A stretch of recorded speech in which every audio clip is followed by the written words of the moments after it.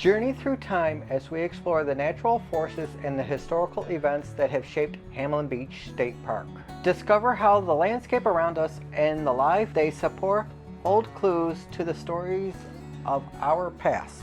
Presented by Lara Hargrave, environmental educator for the New York State Parks.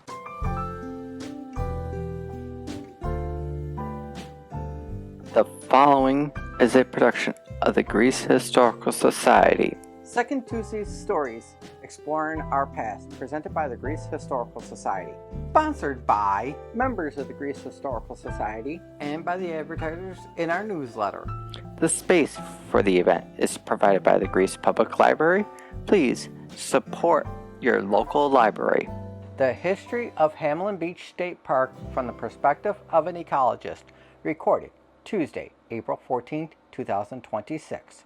So, I'd like to introduce Lara Hargrave, is an environmental educator for New York State Parks, the jobs that allows her to realize her dream of living a life of continually learning dedicated to improving our collective ecological understanding. She has a background in chemistry at Great Lakes ecology and has a particular interest in studying the biological impacts of climate change through phenological observation.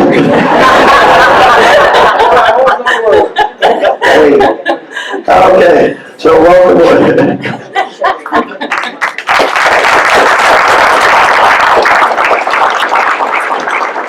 Thank you so much, Bill, for the introduction and for having us here tonight. It's truly a delight to be here with you to share some of the stories of the park. Thank you for that wonderful introduction, and thanks again for having us, and thank you all for being here tonight. So before we really delve into the meat and potatoes of the presentation, I just wanted to spend a moment to acknowledge the people who made this presentation possible.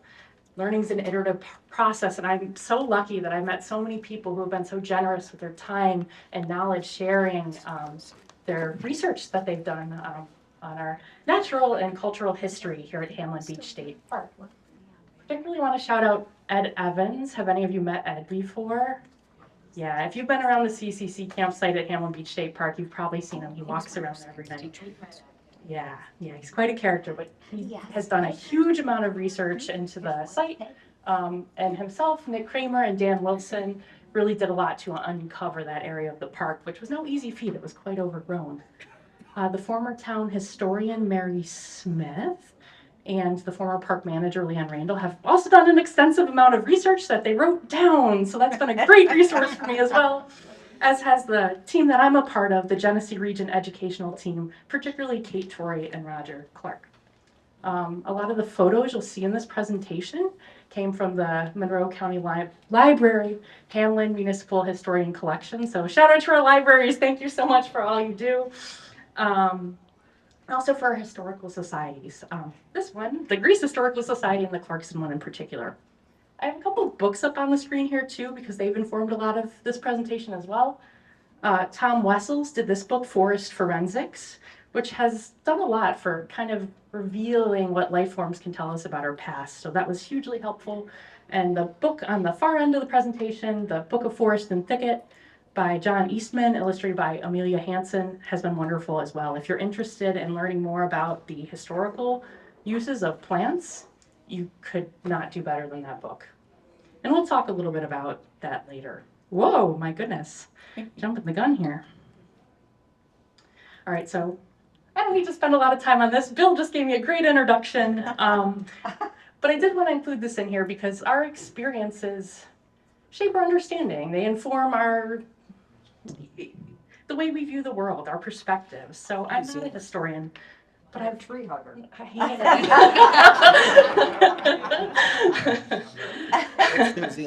But I have an interest in history. I've been interested all my life in learning and in nature and the interconnectionness between all things. And there's so much interplay between history and the natural world.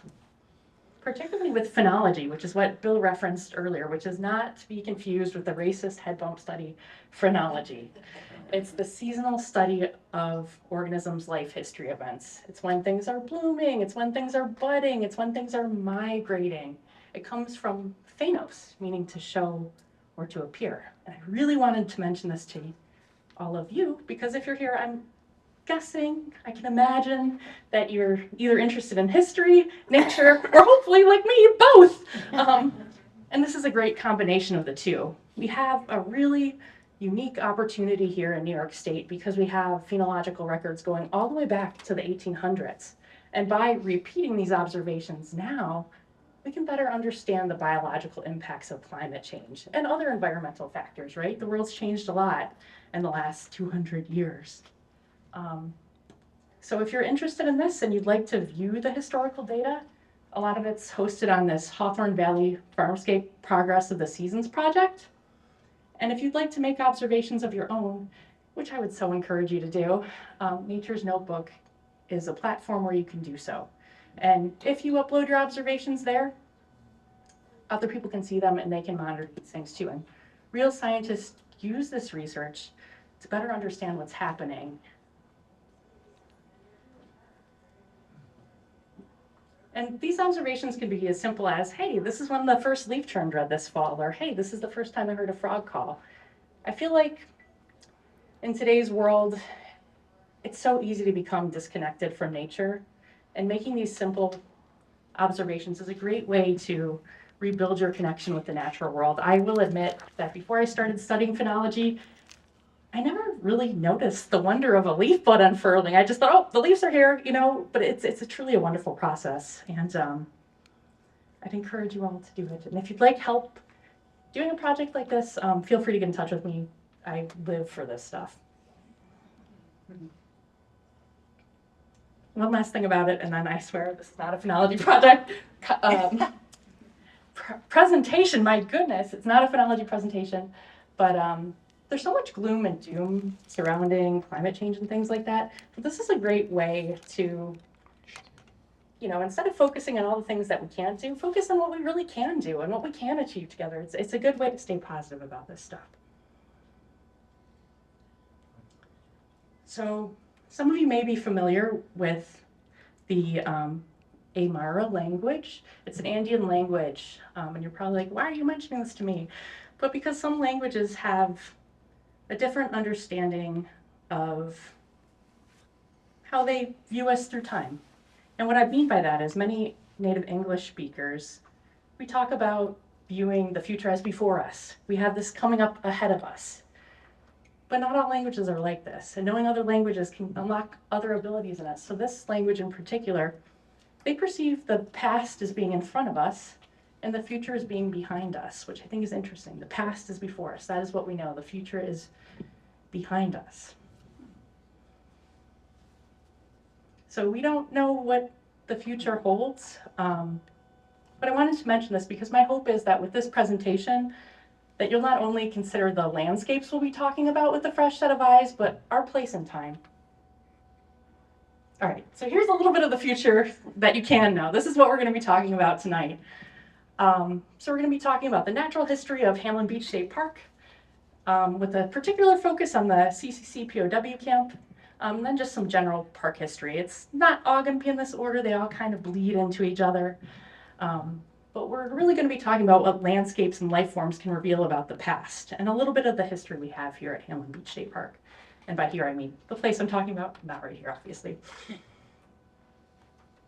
So there's so much history in our history, it's hard to know where to start sometimes. So I thought I'd kick us off with something I'm sure we're all familiar with here in Western New York, which is ice. So during the last ice age, global temperatures, they were only about 5 degrees cooler than they are now. But through a series of glacial advances and retreats, they left behind a lot of the landscapes we know and love today, including Rochester's Pinnacle Hills, the Great Lakes, and the truncated drumlin that's known as Devil's Nose. Are any of you familiar with that? Yeah. How many of you have been to Hamlin Beach State Park before? Yeah, most of you. Awesome! I'm so glad to hear it. So Devil's Nose, you may have been there before. It's pictured in that top corner in that postcard up there. But it's a truncated drumline, so this is a glacial formation. And if you look at these glacial formations, they're long, streamlined hills, and they can reveal the direction that the glacier was moving in, which to me is amazing. How did we figure that out? But ours is what the glacier was moving in a northeast direction as it passed over here.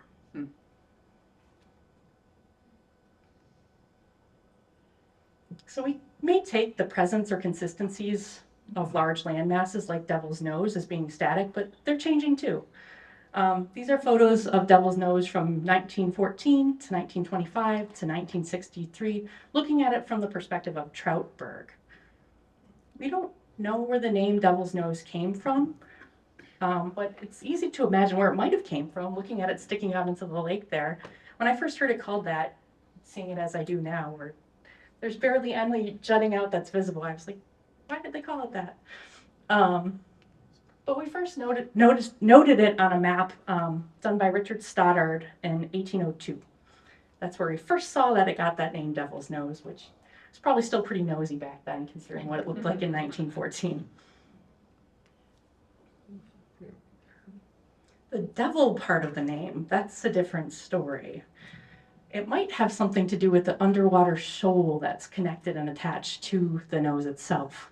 So it extends out pretty far into the lake, and it's created a hazard for ships and stuff like that, including a coal barge that got stuck there in the 1900s. So it got stuck on the ship, and the story goes that they had to unload their coal, which they gave away to local residents, until it could float again. So I think locals should have renamed it Angel's Nose after that. That's just me. Another ship that got stuck there was a Canadian ship during a training exercise during World War II, which the U.S. Coast Guard had to tug out. I was really embarrassed a few years ago when I got a golf cart stuck on the beach at work, so I cannot even imagine how they must have felt. I was alone in that golf cart. I didn't have to call the military. So I really feel for those Canadian sailors. And while they might have wished that that misadventure was kept secret, others had even more reason to want things happening around the nose to be kept secret.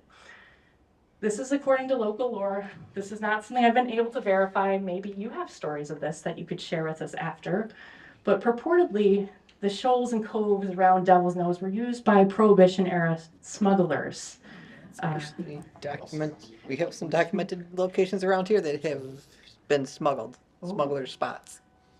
Yeah, so how they kind of did it around there apparently is that there was a hollowed out tree on the edge of the nose that they would use. Like the three sides, like most of the way around on the shore you couldn't see, but the opening was facing towards the water. So they would hang a red lantern up in that tree to signal to those people out in the water, come here, sending their secret codes that way. So it's not just our natural resources themselves that change like the nose, but the way we use them too. We don't really have a need to have people smuggling alcohol around this nose anymore. And now you can homebrew now. Okay, it's not just landscapes and life forms that can tell us what the past was like. Oops, I misspoke. It's not just landscapes that can tell us what the past was like, but it's life forms too. Can any of you tell me what these two things have in common? Giant sloths. Giant sloths, yes! They were dispersed by megafauna. So both of these things, they're hard, fleshy fruits that are really hard for modern day animals to eat. So, these tough fruits and encased with large seeds. So these were likely dispersed by megafauna, like the giant sloth, or the honey locust for sure, was dispersed by the mastodon. So both of these trees, the Osage orange, which had that really weird green fruit. Have you guys been to the Rochester Museum of Science? There's a bunch of Osage orange planted around there, and if you want to see the fruit in person, it's a great place to go look at them if the deer and squirrel haven't eaten them all up. But they have some spikes on their stems, as do the honey locusts. They have sprays of thorns spraying out from their side. And they think this was an adaptation to predation by megafauna like the mastodon. They didn't want the megafauna to eat their seeds before they were ripe and ready, before they fell to the ground. So these spikes were probably a pretty good deterrent to prevent them from eating them before that fruit was ready. So these are known as ecological anachronisms, meaning that they made sense for a world gone by. So we don't have mastodon anymore that are alive, We still have these trees covered in thorns, or some of them are covered in thorns. We've actually changed them. So we've made thornless varieties of honey locust trees called inermis, meaning defenseless. Pretty good Latin name. Still got the honey locust.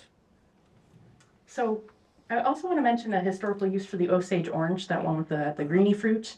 They were used prior to the invention of barbed wire as living fences. They were also used by the Works Progress Administration to kind of help stymie soil erosion. So a lot of these were planted out west. So animals, as well as plants, can have ecological anachronisms. They can be haunted by the ghost of predation past too. So the American pronghorn, how cute is that? It can run way faster than any of its current predators, which are these guys. Quite possibly because it had to outmaneuver and outstrip now extinct North American mammals like our American cheetah, which I would have loved to see that, and the hyena that we had here. So back to the glaciers. As they plowed their way through New York State, they didn't just create new landscapes. They cleared the ecosystems that existed before, wiping out the forests that were and creating conditions for the forest to be. Some of the earliest trees to migrate back were black spruce, elm, and black ash.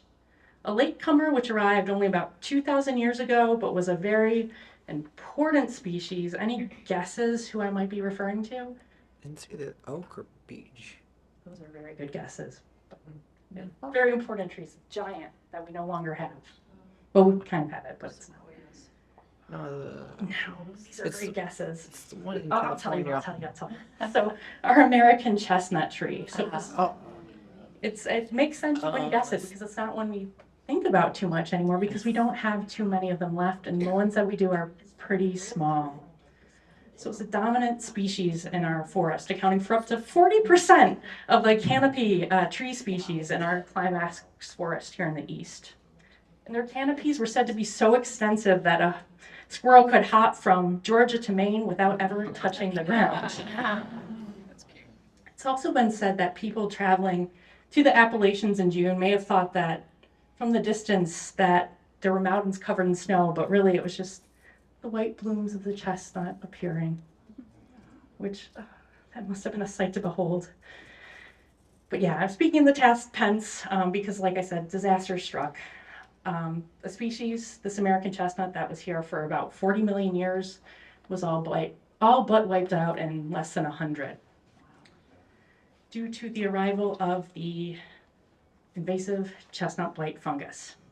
So it was first documented in 1904 by Herman Merkel, a forester who noticed that the chestnuts at the Bronx Zoo were dying. And once it was here, it spread like wildfire at a rate of 20 to 50 miles per year through spores, killing billions of trees. We still do have chestnuts, and they'll sprout out from the roots of dead ash. I'm thinking of another tree that's been devastated. I'm so sorry.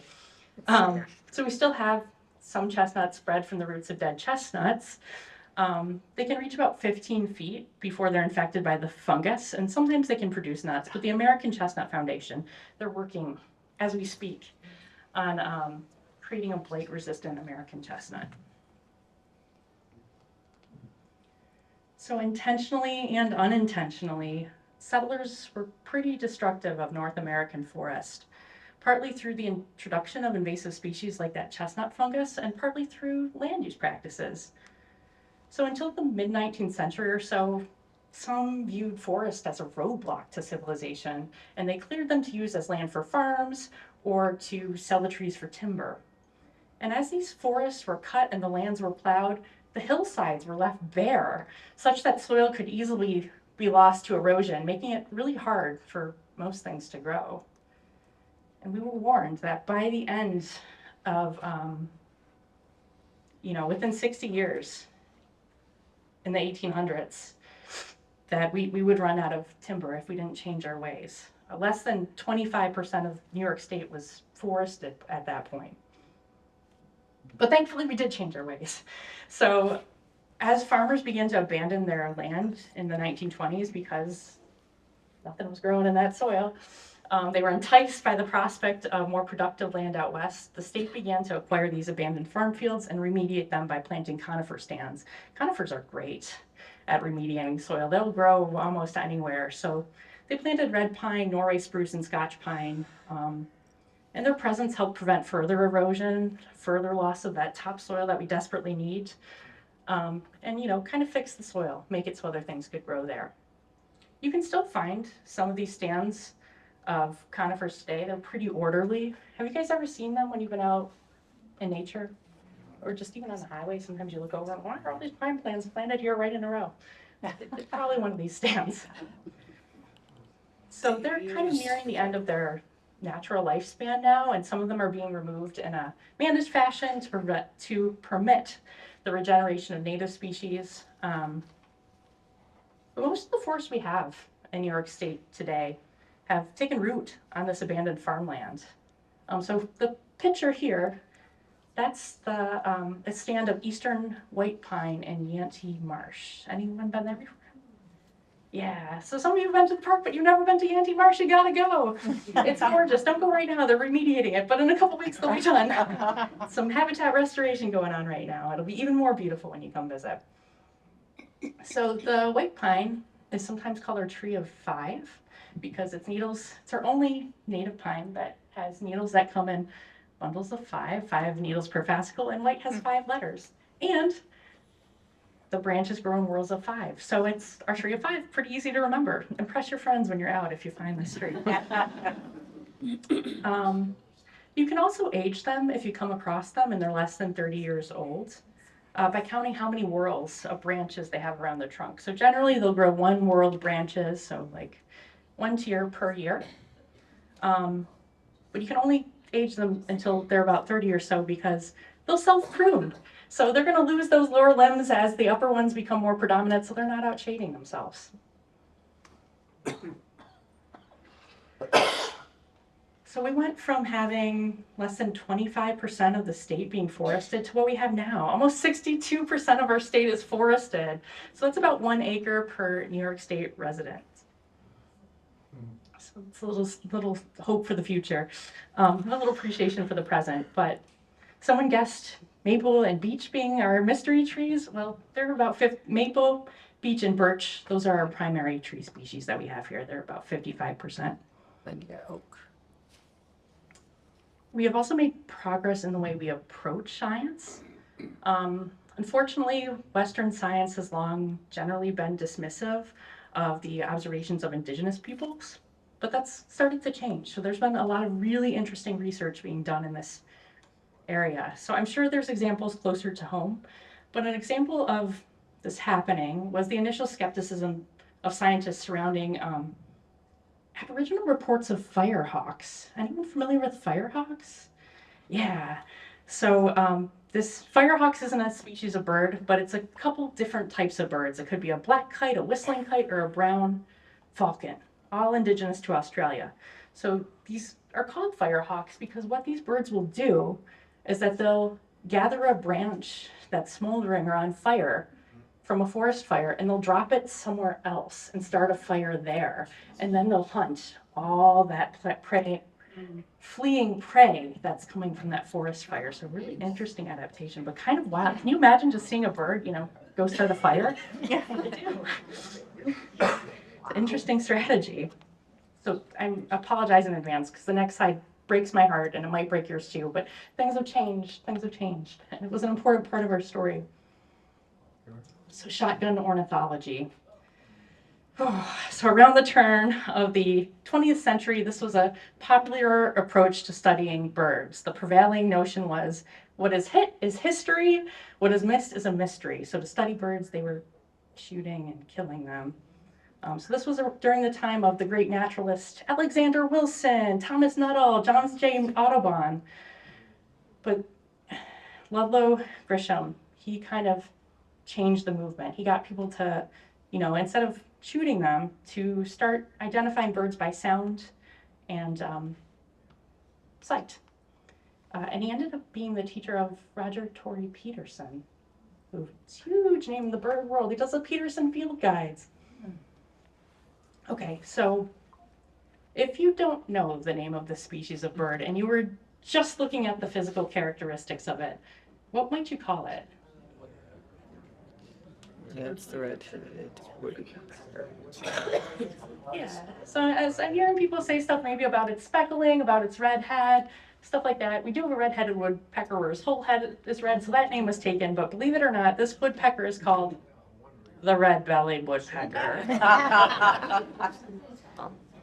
And I don't know for sure, but I'm willing to bet that it got its name from the shotgun naturalists who were examining it on a table where it's easy to see that little bit of red that's on the bottom of its underside. So, you know, sometimes when you hear the name of a bird, you think, where on earth did that come from? And I can't say for certain, but I'm willing to bet it's from people studying them when they're on a table.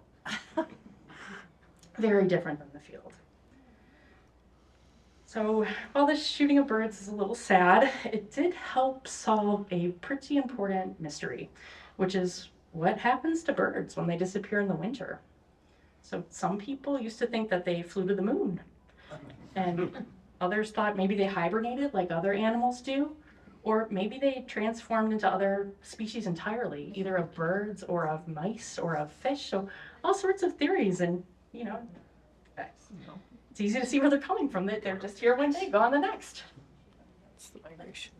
But this bird, does anyone know German? I don't know how to pronounce it, but I know what it translates to. Yeah, so it translates to arrow bird. Pretty clear how it got that name. This is a white stork. It was found in Germany in 1802 with an African spear in it. So there's a couple examples of this happening, but this is probably the most famous example. So with this bird and other birds with similar injuries that were found and taken together, it helped people realize that some birds spend their seasons in faraway places. We still don't know all the specifics of where birds are going. We're studying it today. We have a general idea, but some species we're like, I don't know. But we're using things like bird banding, satellite and radio tracking, and acoustic monitoring to help us get some more clues to uncovering migrating mysteries. And we actually have a project here in the park where we're looking at this now. So if you guys are interested, you can visit the website and actually listen to who's flying overhead overnight, which is really beautiful. Can't sleep at night, it's a great thing to lull you to sleep. Or, I mean, you could probably open your windows too. All right. Did you guys notice anything unusual about these trees?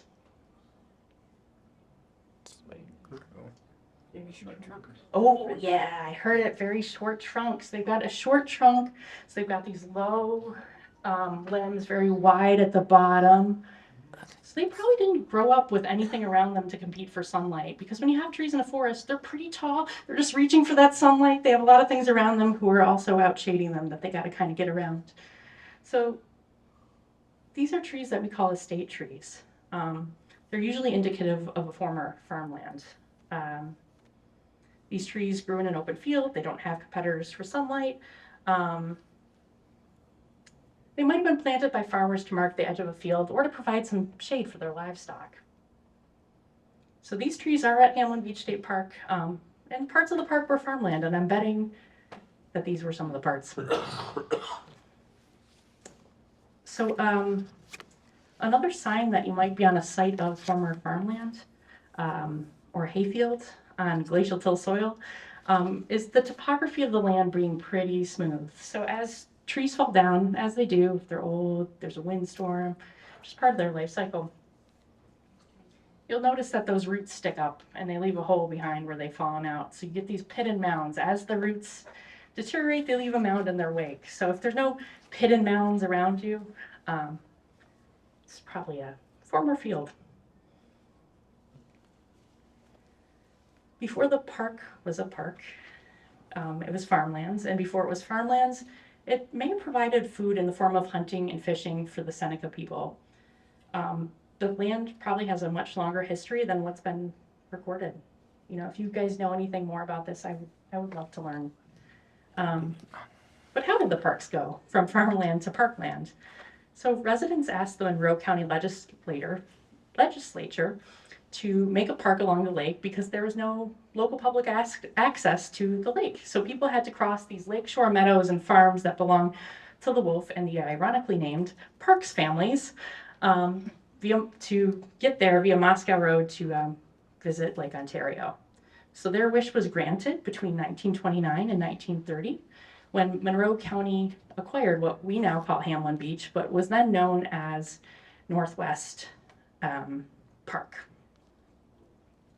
So this county park later became a state park when Monroe County traded that land there and some land along the parkway for land in Webster. I believe it was a hospital. So those negotiations took place between 1933 and 1937. Oh, so there's a little close-up of the wolf and the Parks Farms and the Northwest Beach Park. So going back to the 1920s, New Yorkers weren't just contending with the land being pretty worn out, not everywhere, but a lot of places, worn out and unproductive, but also with the Great Depression, which started in 1929. So of course, as I'm sure you're all too aware, that unemployment and poverty were huge problems at the time. There weren't any unemployment benefits. People were really struggling. It wasn't that they didn't want to work, there just weren't jobs to be had. So to combat this and to provide infrastructure and public lands that we needed, the Civilian Conservation Corps, or the CCC, was established through an executive order by FDR on April 5th, 1933, as part of the Emergency Conservation Work Act. So the CCC program provided men who enrolled with food, shelter, clothing, training, and income, and the public with the infrastructure changes we needed on our public lands. So a mere 12 days after that executive order was signed, the first CCC camp was established in Luray, Virginia. Our CCC camp at Hamlin Beach, it wasn't established until 1935. But boy, they did a lot of work when they were there, and we still enjoy the fruits of their labors today. So the CCC built much of the park's infrastructure, and they developed most of the eastern 2/3 of the park.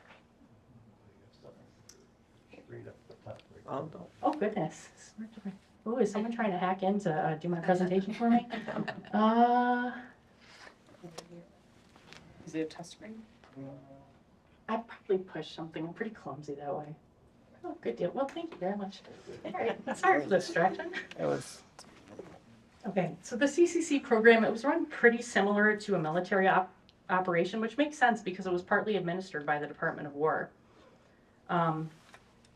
Every enrollee was given a medical examination when they enlisted, the barracks were cleaned every week, and every month the district military inspector would come in and inspect and make sure everything was up to snuff. The program was also run by the Department of Labor, and they were responsible for recruiting men between the ages of 18 and 25, and the Department of Agriculture and Interior, who designed and managed the work assignments.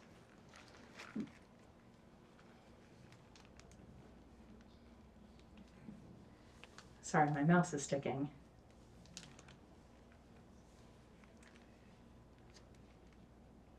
Okay, well, I'm stuck on the screen. I should mention that they built a lot of our infrastructure. They built the roads, a lot of the buildings, drinking fountain. They had badminton courts back then. I wish we still did. That's awesome. Water lines, septic tanks, leach fields. They also did tons of planting, landscape grading, stuff like that.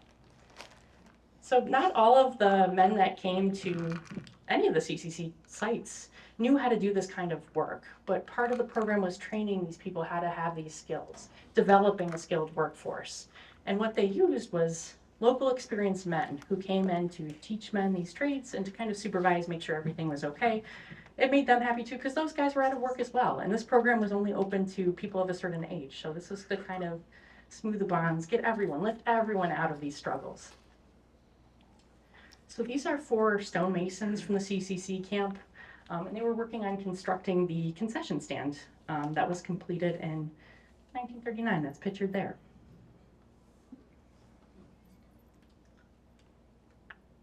So in addition to building the buildings, they also built culverts and stone stairs and retaining walls and drinking fountains. Where did the stone come from? So the stone came from 3 different local quarries in Orleans County. There was one in Holly and 2 in Halberton. From the Holly quarry came basset stone, which is a type of granite, and that was used for special projects like the comfort station because it was really difficult to work with. It's very hard stone. And from the two Hulberton quarries came the famous Medina sandstone.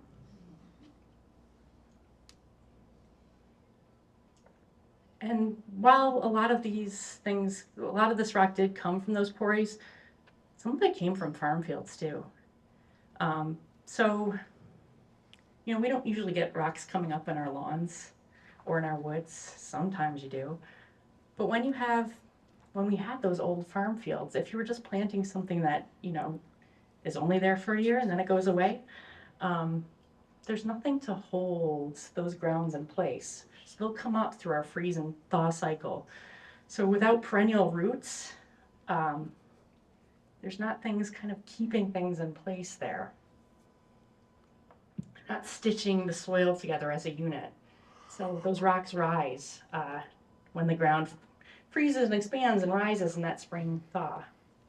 So it brings up these rocks, which was pretty annoying to farmers. So these guys did them a favor, got the rocks off their land, got the materials they needed to build our park. So this is a slide from the Medina Sandstone Society. I keep saying Medina. Have you guys ever read the Expanse series? They have a Medina station in there. So I keep saying Medina, and I'm like, oh my God. I listened to it as an audiobook and it's stuck in my head. So bear with me as I mispronounce this 1,000 times. So Medina sandstone. It's actually a few different types of sandstones. It's red Grimsey sandstone and white whirlpool sandstone, all of which were formed as the early Silurian sea was regressing. So sandstones are generally sedimentary rocks, and they're formed by the consolidation and compaction of sand, and they're held together with natural cement, silica. And we can see that the part of the world that we're in was once part of this Silurian sea. And to give you some context to kind of where we're at and what we're looking at, the equator was running through North America at this time, and most of the continent was covered by the shallow sea from about New York to Nevada. And there was a variety of marine life in these seas, but not a ton of diversity of life on land yet.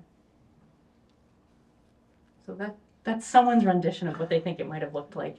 And I just think it is so cool that when you are looking at these Medina sandstone buildings, you're touching a piece of the past. You're seeing this world that's gone by. So this is something I meant to take out but didn't. But since it's here and we're looking at it, it's just another way of looking at this world. So there's a pretty famous paper published in 2008 by Ellis and Ramankuti called Putting People on the Map, Anthropogenic Biomes of the World. So what they proposed in this paper was an alternative approach to not get rid of our idea of traditional biomes, the tundra, the taiga, the forest, but to give us a new perspective as well, because we've altered the landscape so much. So they're talking about considering biomes from how we've altered the land, you know, a lot of cropland, stuff like that. Okay, so masonry wasn't the only trade a CCCer could learn while they were in the program. There was also a forestry crew who operated the camp sawmill, and they planted and trimmed trees. Oh, I didn't need to go away yet. So the CCC program was sometimes called Roosevelt's Tree Army because planting trees was a huge accomplishment and priority of the CCC program. In the 9 years that the program existed, 3 billion trees were planted as part of the program. Damn. So going back to what we were discussing all earlier with all the trees that we lost in New York State, this work was badly needed here and in other parts of the country because during the Depression, a lot of our state funding dried up for tree planting. So this was a savior. So this is the site of the former sawmill, what it looked like then and what it looks like now. And if you guys have, how many of you have been to the CCC site? I asked about Auntie. Okay, some of you should go. It's really nice. It's kind of a quiet, peaceful place of natural respite. Great for watching woodpeckers, but it's hard to imagine that it was once bustling with all this human activity. So all the original buildings that were at the camp are gone. But you can still see the structures where they are, and The the foundation. foundations where the buildings were, where it's sunken into the ground. And if you'd ever like to go on a tour with us, we would love to have you there. It's one thing talking about it here, but it's entirely another thing seeing it in person. So it's not just our lands that change, but so is our approach towards managing them. So this is part of the planting plan that the CCC put together as to what they were going to plant around the site. And when I saw this, my jaw dropped, because these things that I circled are things that we consider highly invasive species now. No! And they're still found all over the park today, so I guess I shouldn't have been too surprised. But Japanese barberry in particular, it's a beautiful plant, and it's, you know, it's wonderful in its own right. It's not its fault that it doesn't belong here, but it's a great habitat for white-footed mice. There's some thorns on it, and they can just hide underneath there. No one's going to want to eat them, go through all those thorns. But who likes the mice? The ticks. So where you have a lot of barberry, you tend to have a lot of ticks, and everything has its place, but oh boy. As someone who's been bitten 1,000 times, I can't. So some nurseries still sell invasive plants, even though there's regulations that you shouldn't do that. So if you're ever wondering, like, you see something in a nursery, hey, should I plant this? Is it native to around here? Is it going to cause a problem? There's tons of ornamentals that won't cause a problem. So it's not all non-native species are bad, but the New York Floral Atlas and the DEC both have some wonderful things where you can check out the status of the plant in question. So the CCCers at Hamlin were really lucky because they had an education program before it was mandated in 1937.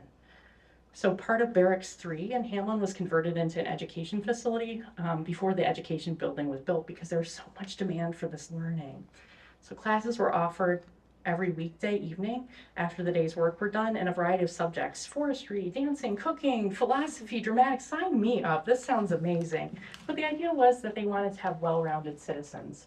And a lot of these men in the programs, they weren't able to study. A lot of them, you know, had to leave school after 8th grade to help their families on the farm or whatever work they were doing. So this was great to give them a chance to learn. And some of them ended up getting credits. You know, and getting to graduate high school through the work that they did here. So this is just an example of some of the things that were offered in May of 1936. So they're learning, you know, the skills, the masonry, the forestry, their subjects. But it wasn't all work. They got to play too. So between 6 and 10 p.m. In the evenings or on weekends, their time was theirs. They recreated in a variety of ways. I mean, they went swimming in the park, or they played pool, read books. Some did sports, baseball, basketball, football. Some apparently did ship modeling. There was lectures that were given by visiting clergy. And there was also a camp newspaper, which we'll see in just a minute. They also had contests, which I think this is so mean, but apparently they had popularity contests. But yeah, they'd show movies in the rec hall as well. And you know, they had fun. So this is the camp newspaper. So that's one of the men operating the printing press. And then that's an excerpt from one of the newspapers. So it was first published weekly, and then it moved to being published monthly. But all these men couldn't work on an empty stomach, so this is where they were fed. This is the mess hall. And my favorite part of the mess hall is apparently that there was a big hole in the middle of the floor. So when they were sweeping, you know, cleaning up the floor, instead of, you know, sweeping it into a dustpan, the hole was there so they could just sweep it into the ground, which to me seems like a real nightmare in terms of, I'm sure the wildlife love that. I can only imagine they must have had a pest problem. But the army was allowed to, a lot of these men came in malnourished, right? They weren't getting a lot of food. They weren't working before they moved here. But they were fed well when they were here at the camp. The army was allowed to spend 45 cents a day per CCC-er. So they fed 200 men 3 meals a day on a budget of $90, which I can't even wrap my head around. A lot of money back then. Yeah. Army officers, though, in the Department of Interior personnel, they had to pay for their meals, though, and they had to pay 25 cents a meal. So every week, 5 men would do kitchen duty, but there were so many of them that on average, they only had 1 week per every 5 months or so of doing the kitchen work. All right, what do you think they like to eat? What were their favorite foods that they were fed here?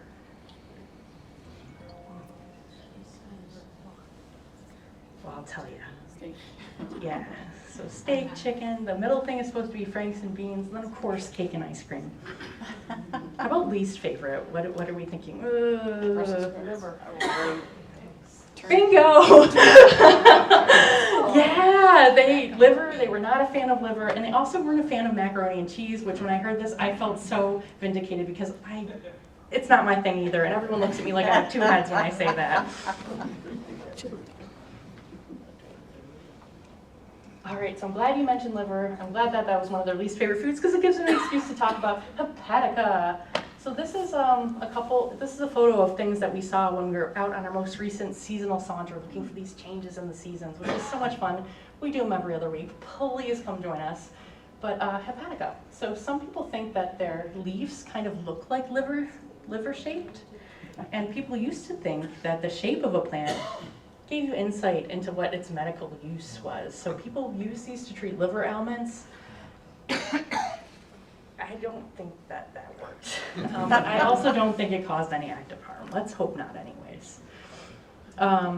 So in addition to teaching these CCers new skills and ideas, and for them to have the satisfaction of providing a valuable public service, the CCers were also paid. They were given $30 a month, which until about recently was approximately $725, but they didn't get to keep most of that. So they could keep between 7 and 5 of that $30, so most of it was sent back home. And it might not seem like that much. They only got to keep 5 of their $30, but all their needs were met when they were in the camp. They were fed, they were housed, they were clothed. So this is some of the clothing and gear that they were given. And then if they had a special job, they'd be given other things too. Like our masons were given goggles so that when they were cutting to protect their eyes. So here's an excerpt from James T. Shanley, who was part of our Hamlin camp, Camp 1252. I hate reading out loud, but I'll do it for you guys. It's small font. But it really gives us a good perspective. So he's saying, my situation during the Depression was not much different than that of thousands of young men. My only qualifications for application and acceptance for CCC duty was that I was poor, 19 years old, and fast becoming a young punk. My day consisted of getting up around noon and staying out until about 2 or 3 a.m. in a pool hall. I did become quite proficient at the game. I did not look for work as jobs were non-existent during 1934. My mother was the only source of support for her mother, my sister, and myself. By joining the CCC, I felt I would lessen the financial burden and would no longer need to worry about how she was going to get by. I overheard my mother remark to my sister a few years back, I don't know what we would have done if Jim didn't join the CCC and send us $25 a month. Money went a long way during the Depression. So it's really struck me when I was reading that it doesn't sound unlike something that you could hear someone saying today. Our camp was just one of many. So this program touched a lot of lives. So our camp held between 160 and 250 men at a time. And one of the things it was really good at, we talked a little bit about the education, but it provided reading education to men who were previously illiterate. So over 57,000 men in the camps learned to read through the CCC program. You know, because they had that work interrupted, their education interrupted to go work. So what a gift. What a gift that must have been to them. So between the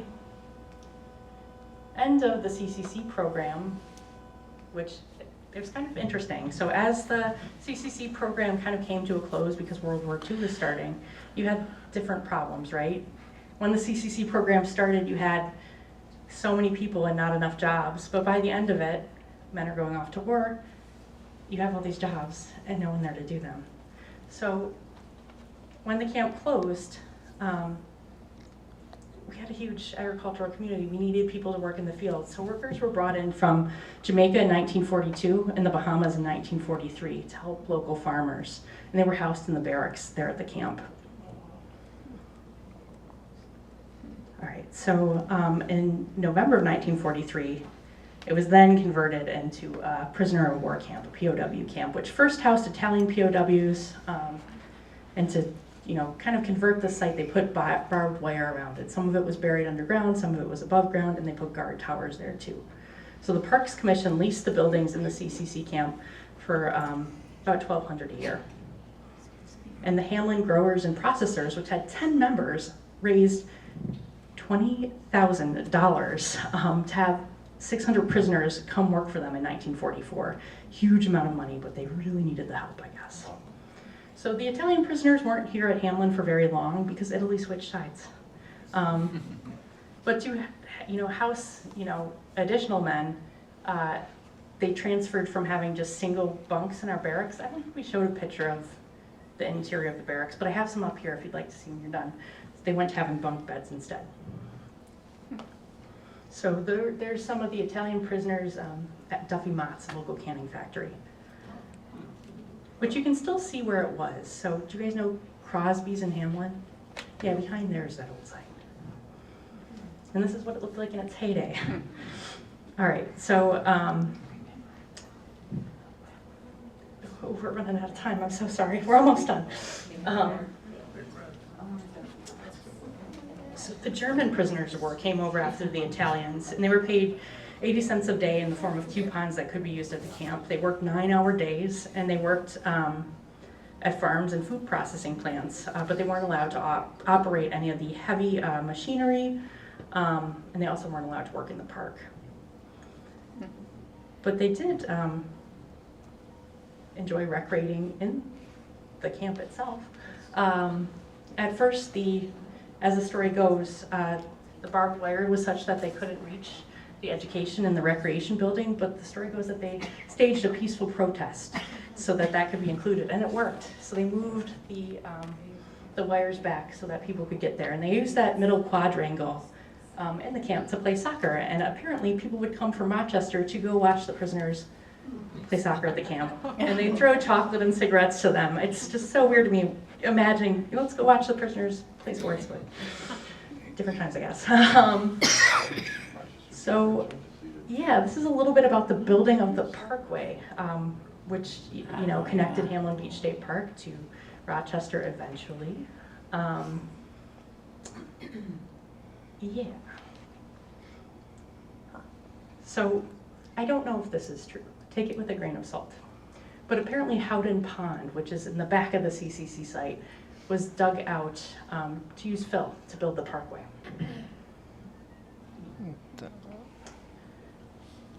So speaking of ponds, there's one in Yankee Marsh that the CCCers apparently used to skate on. But there were plans to turn Yankee Creek into a boat harbor and create a 10-foot wide channel there. I'm so glad those plans didn't end up coming to be. They were approved by Congress in 1968, never funded, abandoned in 1981. There was also a nature trail built here with these posts. And there's a book that goes along with them, and they describe, hey, this is what you can see at each post site. So we're going back to try to find those posts and figure out, hey, are these predictions, like what the communities they thought they'd find, are they true? Are the things they talked about being here, are they still here? So if you guys want to get involved, help us out, feel free to join us. We'd love your help. All right. So as you know, a couple years ago, we had an eclipse, which we didn't really get the full experience in a lot of areas around here. But it is an important part of history. I mean, there's natural phenomenon that we can experience now that people won't get to in the future. So the moon is moving further away, and it's also getting smaller, which I thought, how on earth did they figure out the moon is getting smaller? But apparently, they figured it out because there's lunar cliffs on it. So if you have something that's wet and it's shrinking, it kind of shrivels up. but the moon is brittle, so as it's shrinking up, it breaks instead. So it's getting farther away. The geometry won't be right anymore, but we get to be alive and here when our planet experiences eclipses. I know it's hard. There's so much going on in the world where it's like, oh, I wish I was alive at a different time. But in a lot of ways, we're lucky to be here now when we are. Partly because we have lots of fun programs. So we do free fun public programs year round. I have a schedule up front if you guys are interested. Feel free to grab one, check it out. And feel free to email us anytime if you have questions or if you want to subscribe to our calendar.